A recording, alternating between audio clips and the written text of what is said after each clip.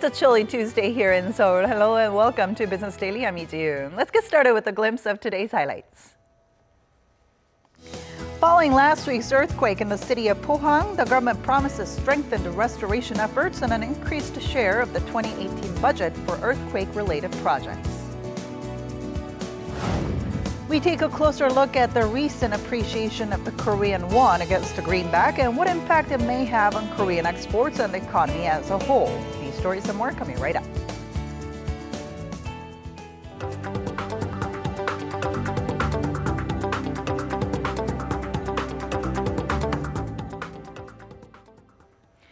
The Agriculture Ministry has confirmed that it has found a highly pathogenic strain of avian influenza in wild bird droppings in the southern part of the country.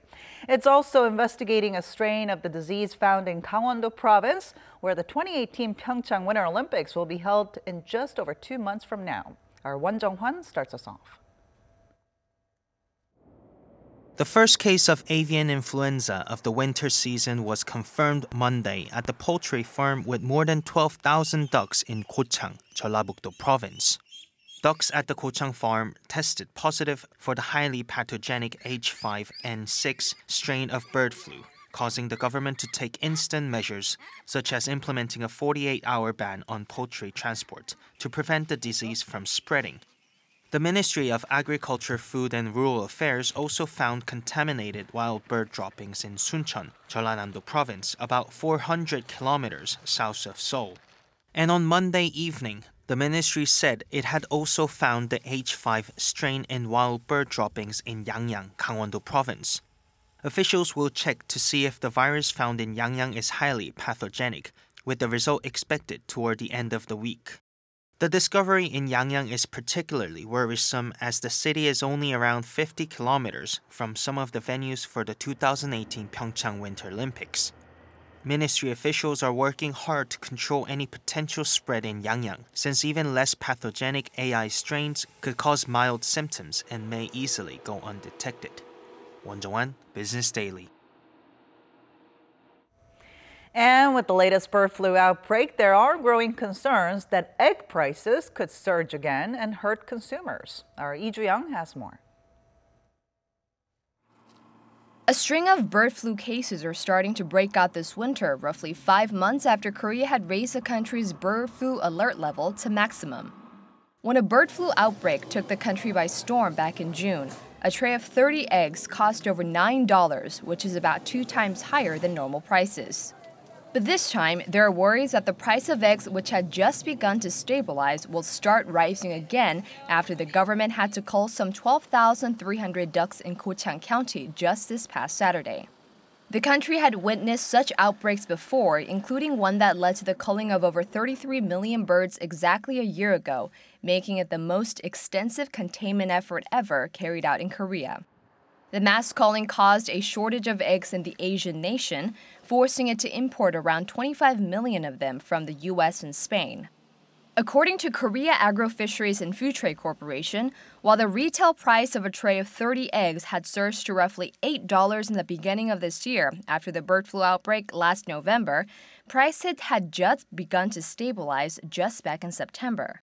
While government authorities are stepping up bird flu countermeasures, particularly as the Winter Olympics draws nearer, market watchers still warn that another volatility in egg prices is highly likely, to the worry of many bakeries and restaurants in particular. Lee Ju-young, Business Daily.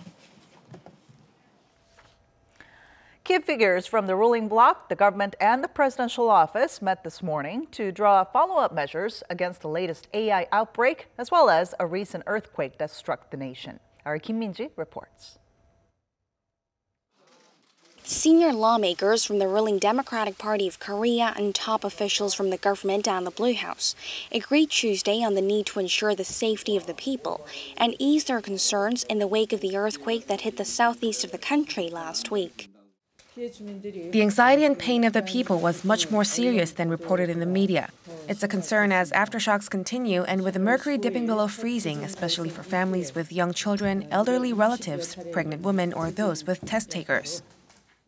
The government vowed to pour all its efforts into restoration and to secure housing for hundreds of people in Pohang. that have been left homeless and are dwelling in temporary shelters. It added it will increase next year's budget allocated to quake-related projects. And following the designation of the city as a special disaster zone, measures to solve people's difficulties will be implemented right away, including supporting health insurance fees and electricity bills. The government has also drawn up contingency plans for all possible scenarios, with the country's college entrance exam taking place this Thursday, after already being postponed by a week following last week's quake. It stressed that students' safety and minimizing their discomfort are a top priority. As for the bird flu outbreak, the government vowed to swiftly carry out disinfection measures so as to contain the virus as well as ease concerns ahead of the Pyeongchang Winter Olympics. We will take bold measures, even those deemed unnecessary. For a safe Olympics, we've been implementing our AI measures since October. But despite that, considering the recent outbreaks, we will stay even more alert. The three sides also called on the opposition parties to cooperate in swiftly passing key bills, as well as next year's budget proposal, in order to change the economic paradigm so as to improve the livelihoods of the people, overcome wealth polarization and low growth. Kim Min-ji, Business Daily. While Korea's nuclear reactors were not affected by the earthquake, many are voicing concerns regarding the safety of the nation's power plants. According to lawmakers, while earthquake proofing has been carried out on 21 of Korea's 24 nuclear reactors, most have not passed a regulatory review, with the exception of just 2 plants. The nuclear power plants currently in operation were initially designed to withstand earthquakes of magnitude 6.5. But since the Fukushima nuclear disaster, Korea Hydro and Nuclear Power has been trying to strengthen the durability of the reactors to withstand earthquakes as high as magnitude 7. President Moon Jae-in has appointed Hong Jong-hak as the new Minister of SMEs and Startups, rounding out his cabinet nearly 200 days after the launch of his administration. Hong, who was a member of the 19th National Assembly and one of Moon's policy advisors during his election campaign, has joined the president's cabinet meeting starting today. However, the Parliamentary Committee on Industry and Trade Affairs failed to adopt a report on Hong's confirmation hearing. This is due to objections from opposition parties, mostly taking issues with his family's property inheritance and his controversial remarks in the past. Hong's appointment will likely stir up the opposition bloc, which in response has threatened not to cooperate in passing next year's budget bill.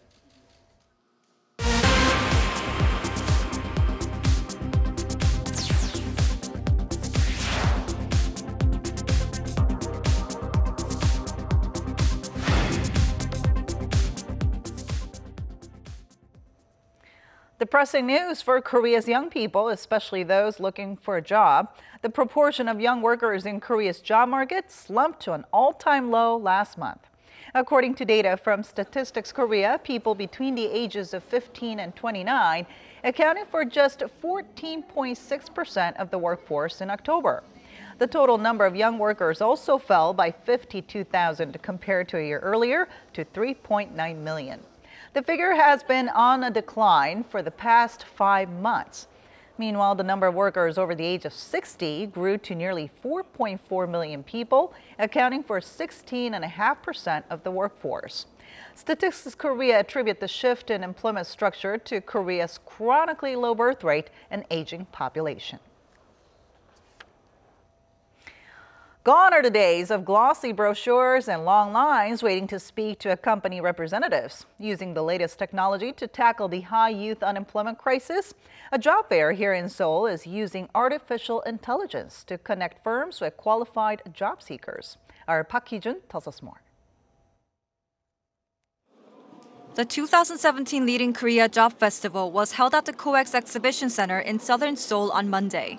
Co-hosted by the Ministry of Trade, Industry and Energy and the Ministry of SMEs and Startups, the one-day job fair aimed to connect firms with potential candidates while providing new opportunities for job seekers.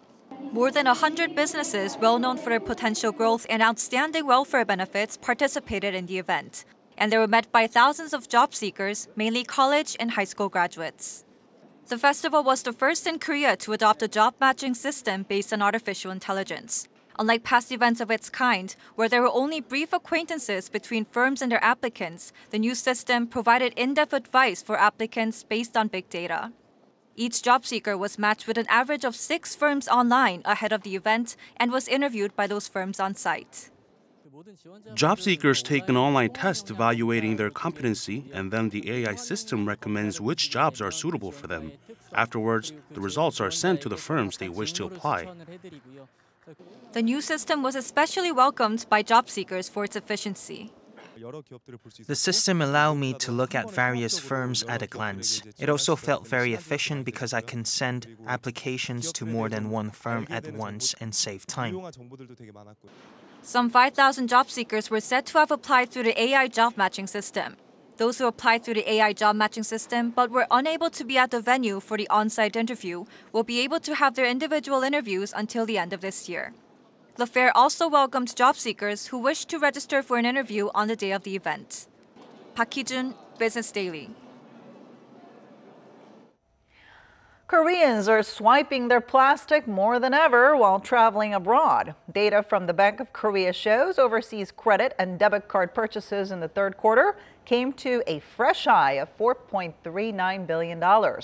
That number represents a 4.9% rise from the previous quarter and a 15.9% hike from a year earlier.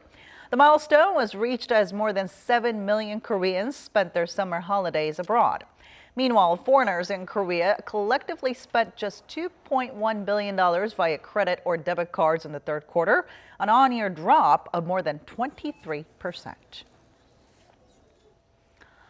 Korea and the European Union have reaffirmed the importance of personal data protection in an increasingly digital economy. Chairman of the Korea Communications Commission Lee Hyo-sung met with EU Justice Commissioner Vera Jourova in Brussels on Monday to strengthen cooperation regarding data movement and protection. Both parties affirmed the importance of personal data protection as a fundamental right and that it requires necessary privacy and security measures. The commissioner also welcomed Korea's decision to join a European Council on Personal Data Protection as an observer, a possible first step towards full participation. 20 years ago on this day, Korea was struck hard by the Asian financial crisis. And even after all these years, a recent survey shows that most Koreans believe it was the most difficult period in the country's economic history, with repercussions still being felt. Our Eunice Kim has the story. As the Asian financial crisis spread like a virus, on November 21, 1997, Korea signed for an unprecedented $58 billion loan from the International Monetary Fund. It needed it to keep from the edge of default, as its conglomerates were failing and its foreign reserves dangerously low. That event, known domestically as the IMF crisis, triggered years of painful liberalization.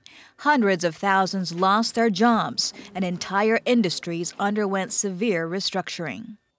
To this day, 2 decades later, 6 out of 10 Koreans view the 1997 Asian financial crisis as the most devastating economic event in recent history, dealing direct personal blows, whether it be bankruptcies, job losses, or psychological effects. A poll conducted on 1,000 adults by the Korea Development Institute showed the event's biggest economic legacy in their eyes was the growth of the irregular workforce. Job seekers' preference to work in civil service for its stability came next. A worsening wage gap and tightening job market followed. What were some of the negative economic effects? Those surveyed pointed to worsening polarization between the haves and the have-nots, a deterioration in the quality of jobs, a poor outlook for young people, and the growth of self-owned businesses just to keep a living as some of their top concerns. On the side of the positive economic effects, reforms that improve the competitiveness of family-run conglomerates or chaebol and the financial sector at large came up top. A spending culture that seeks to cut corners and improved corporate and social transparency rounded out the top 3. Others that followed were a sturdier financial safety net, as well as reforms in the labor market and the public sector. Looking forward, respondents said boosting job creation and improving job stability were two of the most important tasks. On the social front, they pointed to corporations earning back trust and addressing the low birth rate and aging trend as urgent issues. Eunice Kim, Business Daily. There have been growing concerns that the recent appreciation of the won may affect price competitiveness and start to weigh down the Korean economy. To tell us more about this, Professor Yang Jun-seok from the Catholic University of Korea joins us in the studio today. So good to see you. Happy to be here. All right, so what does the strengthening Korean won against the U.S. dollar mean for the Korean economy as a whole? Okay, well, for the last year or so, the exchange rate has been hovering around 11.30 per dollar. And then in the last 2 weeks or so, it's gone down to around 10.90 level. So the fall has been extremely quick, and I think that's what a lot of people are worried about. Now, the fall in the exchange rate or the strengthening of the won actually does have some good side. The imported goods, especially those goods which are imported in dollars, which is about 80% of Korea's imports, they have potential to become cheaper if this rate lasts for a while. And that also means the consumers will have cheaper imported goods that they can buy. And for people who's going abroad overseas, well, they'll get better rates for their won, so they'll be able to stay at more expensive places and so on. But also there is going to be some problems. For example, when the per capita GDP for Korea or the size of the stock market will seem much larger when denominated in dollars, but it won't really change that much because in terms of won, you're still buying the same amount. But if you're doing international comparisons, it'll seem bigger. So we have to keep those type of distortions in mind as well. Now, there are also concerns over some negative side effects, though, like we said in the beginning about price competitiveness and export competitiveness. Yes, so a lot of people are worried about export competitiveness, but we have to put in some caveats. First of all, we don't know how long this trend will last. If it just say lasts about a month, I don't think it'll have any type of effect at all. And even if it lasts longer than that, it'll take months for it to be make it felt in the Korean economy because a lot of contracts are already made, and especially large companies have derivatives or other financial means to hedge against such large changes in exchange rates.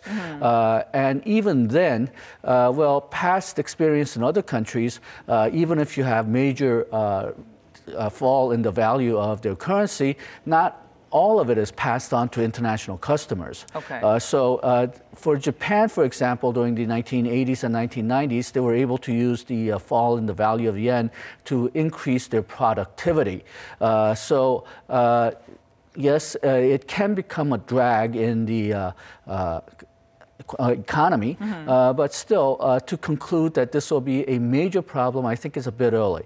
Remember that we had this type of rates before. We had similar rates for a while last year, a few weeks, and 2013, we had similar rates for this for months. But we actually did fairly well during those times in exports, whereas when we had weaker won in the last year or two, we actually had less exports because of global conditions weren't very good. So I think global conditions actually matter more than exchange rates, at least for the short run or medium run. All right, so going along with that, what could be some of the big reasons behind the recent appreciation of the won? Okay, well, I think in the last month or so, we had a lot of very good news. For example, KOSPI has been hitting record highs. It's not at the record highs anymore, but still it's historically at a very high level. And then KOSDAQ has been rising quite rapidly. So it's become very attractive for foreign investors. And then exports exports has been rising very quickly, and current account surplus has been historically high. So that's another measure of the strength of the Korean economy. And then we've been worried about the North Korean threat for the entire year, but North Korea has been very quiet for the last few months. And then we were worried about what President Trump will do when it comes to Korea, how much of a rhetoric he would give about withdrawing from Chorus FTA. But he's been amazingly quiet, at least during his state visit here. So all those factors, I think, played in to show that the risk in the Korean economy has fallen, and the profitability of the financial market has gone up. The CDS risk factor, risk interest rate for Korea has fallen substantially in the last week. So I think that explains why we have such a large capital inflow into Korea, which is feeding into the stronger won and weaker dollar. Now, recently, Korea and Canada have signed a standing bilateral currency swap agreement. So what impact do you think this had on the currency recently? And also, what's going on in the U.S. that could impact or affect the $1 exchange rate? Okay, well, Korea doesn't use Canadian dollar very much, so it probably won't have that much of a direct effect on Korea, but I think it's a very important factor nevertheless. And it may be a factor in helping the strengthening of the Korean won in the last couple of weeks. Right now, the United States is having some economic problems, not necessarily in terms of statistics. Their recovery does seem to be going well. But in terms of politics and economic policy, they're having some instability. For example, President Trump and the Republican Party has been trying to pass a tax reform bill, and that's becoming very controversial. So we're not quite sure what their policy is going to be. President Trump is also trying to pass an infrastructure bill, but again, details are not very clear. We don't know how it will pass the Congress. So I think there's some instability there, and perhaps the American investors are looking for diverting their risk. And I think Korea seems to be a very attractive market right now, so that's part of the reason why money is flowing into the Korean market. But we'll have to see whether this is a lasting phenomena. All right. So, in your opinion, how long do you think this will last, this appreciation of the won? Okay, if I were betting, I would, unless there's some big bad news coming out in Korea or in the international trade market, I think it'll go on until the end of the year. Okay. Now, there's still some wild cards in play. For example, the U.S. Fed is scheduled to raise its rates. If the Bank of Korea decides to raise its rates either right before or right after, then I think the current trend will continue. But if the Bank of Korea does not decide to raise rates, then we may have a reversal. So we'll keep an eye on how long this will last, but some are actually saying that it may be the time to intervene, for financial authorities to intervene, while some are saying that doing so could lead to the U.S. perhaps designating Korea as a currency manipulator. What are your thoughts on this? I think because the fall has taken place so quickly, I think we should keep an eye out whether it'll reverse itself. I think so. For now, I think job owning, just Bank of Korea mentioning that they don't like the rates falling this quickly, is sufficient for now. But if we continue to see the rates falling at the speed, or if we continue seeing the rates fall even though Kospi market does not do well, that means there's sort of a trend built in that perhaps we should watch out for. Just watching out and job owning, I think, is sufficient. But if some of the things that we mentioned about happens, if Kospi market falls but the won continues to rise, then I think there's room for decisive short intervention, but I don't think there's a need for that right now. All right. Thank you so much for your insight today. Thank you.